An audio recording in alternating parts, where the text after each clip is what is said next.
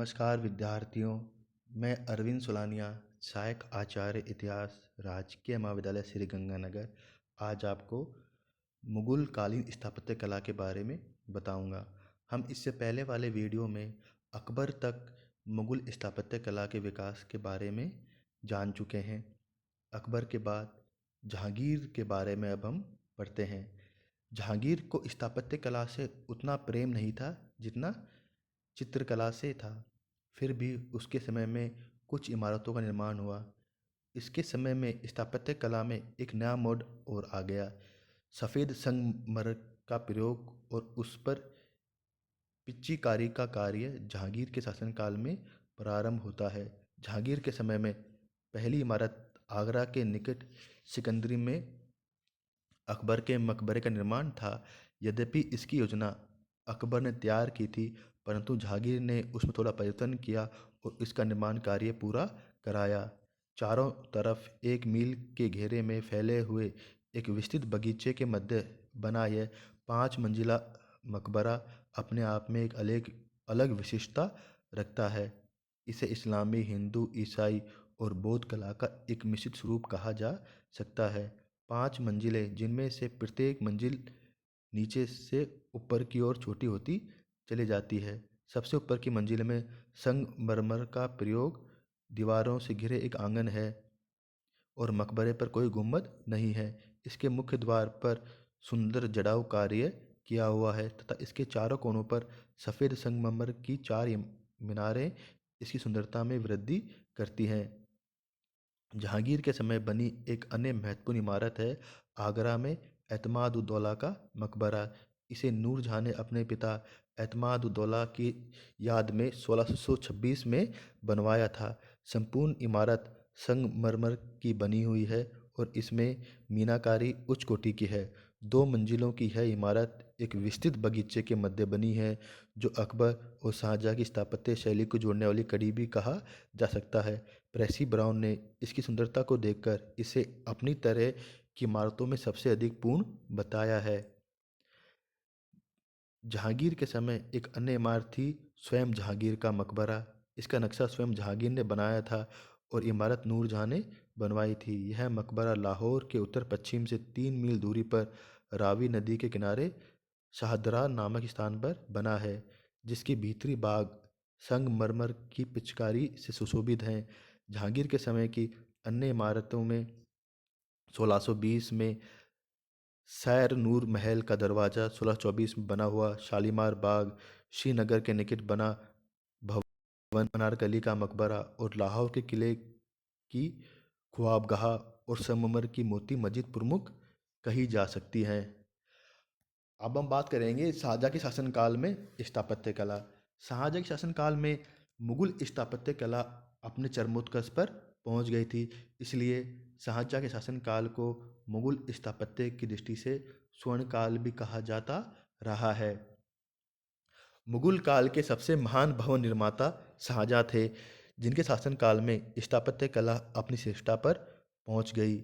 इसलिए भारतीय स्थापत्य कला के इतिहास में शाहजहां का राज्यकाल स्वर्ण युग के नाम से भी जाना जाता है। भारतीय वैभव और कला का पूर्ण विकास इस सम्राट द्वारा बनाए गए भव्य भवनों और मकबरों में झलकता है। स्वच्छ और निर्मल संगमरमर की बनी भव्य इमारतें विश्व विख्यात हैं। शाहजहां ने नवीन इमारतों के अलावा आगरा और लाहौर के किले में अकबर के द्वारा बनाई गई इमारतों को तुड़वाकर नवीन इमारतों को भी बनवाया। आगरा के किला में दीवान-ए-आम, दीवान-ए-खास, शीश महल, शाह बुर्ज, खास महल, मच्छी भवन, झरोखा दर्शन का स्थान, अंगूरी बाग, नगीना मस्जिद और मोती मस्जिद उसके द्वारा बनाई गई इमारतों में प्रमुख हैं। यह सब इमारतें अत्यंत सुंदर और प्रभावशाली हैं। 1639 में शाहजहां ने दिल्ली के पास शाहजहानाबाद नामक नगर की स्थापना की। यमुना नदी के दाएं किनारे पर वहां एक किला बनवाया, जो लाल किले के नाम से जाना जाता है। यह विशाल किला अपने निर्माता के ऐश्वर्य और गौरव का प्रतीक है। इस किले के भीतर शाहजहां ने सफ़ेद संगमरमर की अनेक सुंदर इमारतों का निर्माण कराया, जिनमें मोती महल, हीरा महल और रंग महल विशेष रूप से उल्लेखनीय हैं। इसके अलावा दीवान-ए-आम और दीवान-ए-खास भी इस किले की प्रमुख विशेषता है। नौबत खाना, शाही निवास और नौकरों के निवास भी देखे जाते हैं।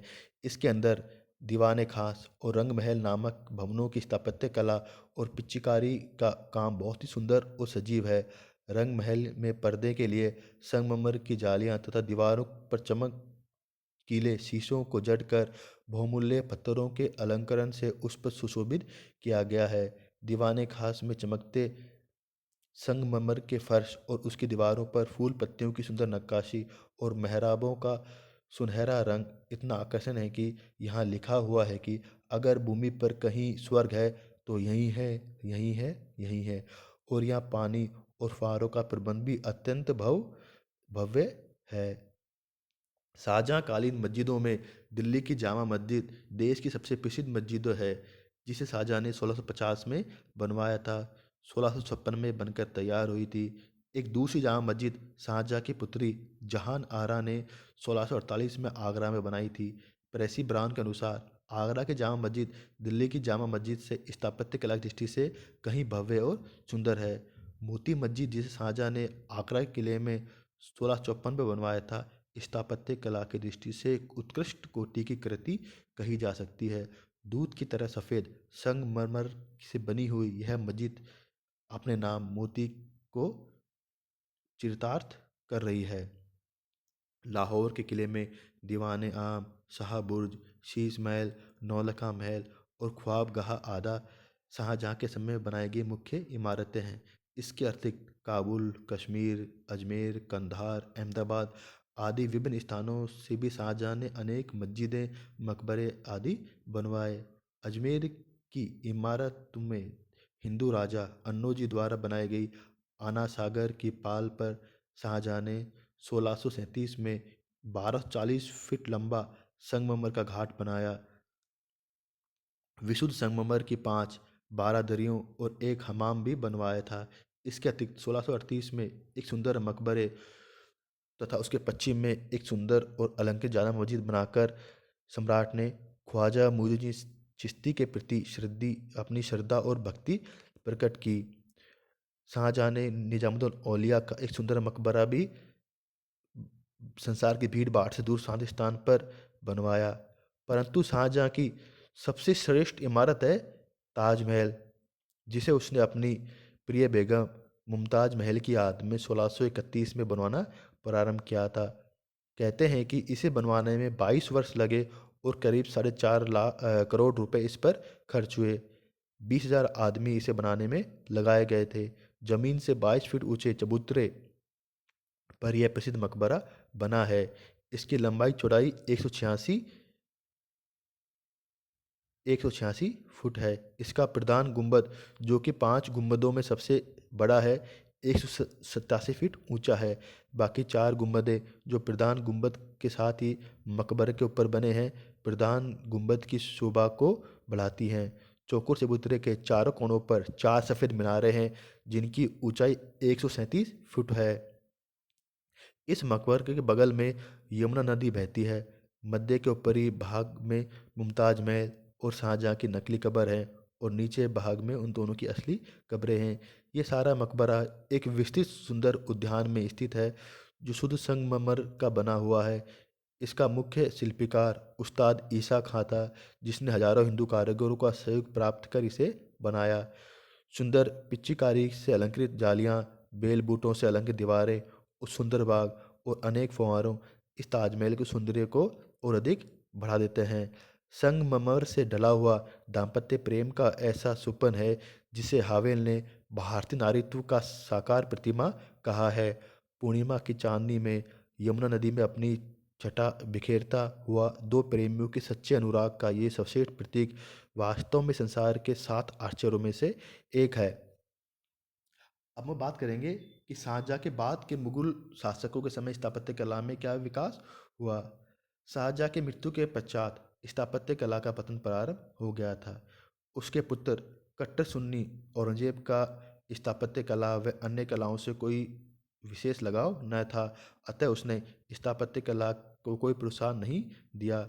उसके समय की श्रेष्ठ इमारतों का कोई निर्माण कार्य नहीं किया गया। प्रेसी ब्राउन का कथन है कि मुगल स्थापत्य कला का स्वाभाविक पतन हो गया था। औरंगजेब के समय बनी हुई लाहौर की बादशाही मस्जिद विशेष रूप से उल्लेखनीय है, लेकिन स्थापत्य कला की दृष्टि से यह निम्न कोटि की कही जा सकती है। औरंगजेब ने अपनी पत्नी रबिया उद दौरानी का मकबरा औरंगाबाद में 1678 में बनवाया था, जो ताजमहल की नकल प्रतीत होता है।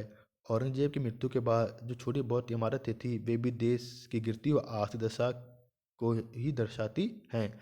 कुल मिलाकर इसके बाद मुगल साम्राज्य के पतन के साथ ही आर्थिक ह्रास, शासकों की दुर्बलता और शिल्पकारों के अभाव के कारण मुगल स्थापत्य कला का अस्तित्व समाप्त हो गया। धन्यवाद।